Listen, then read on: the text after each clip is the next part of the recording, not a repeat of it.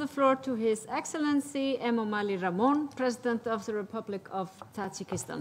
محترم جناب دبیر کل سازمان ملل متحد، محترم رهبران هیئت‌ها، خانم‌ها و جنابان، امروز جامعه جهانی باید واضح در نماید که موضوع مبلغ‌زاری برای رشد از عامل‌های مهم روندی نائل گردیدن به هدف‌های رشد استوار محسوب می‌یابد. همچنین کشورها را ضرور است که سیاستی مسئولیتناک پولی و قرضی را راه‌اندازی کرده هم آهنگسازی سیاستی ماکرواقتصادی را تقویت بخشند تا برای کشورهای رو به ترقی جهت تطبیق روزنامه 2030 فضای مساعد بین المللی فراهم آورده شود. امروز حکومت تاجیکستان جهت رفع عاقبت‌های مشکلات مالیوی و اقتصادی و استفاده همه‌جانبه اقتدارهای موجوده به مقصد تامین نمودن رشد با ثمر اقتصادی تدبیرهای اضافی اندیشیده و خاطر توسعه امکانیت‌های مبلغ‌زاری بخش اجتماعی تلاش می‌ورزد.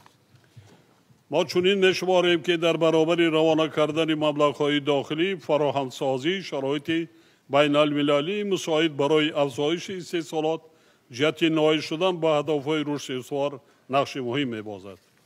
تجارت جهانی و سرمایه‌گذاری که عامل‌های اساسی رشد استحصالات میباشند باید تقویت یابند و به روند انتقال تکنولوژی‌های نوی از جهت اکولوژی استوار مساعدت کنند.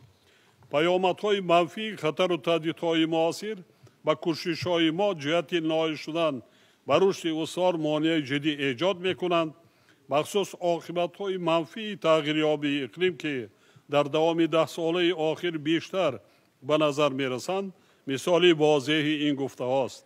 در نتیجه تغییریابی اقلیم افزایش یافتن خطر آفت‌های طبیعی و آسیب پذیری اهالی از آن در تاجیکستان یکی از مشکلات جدی در راه نائل شدن به رشد استوار میباشد.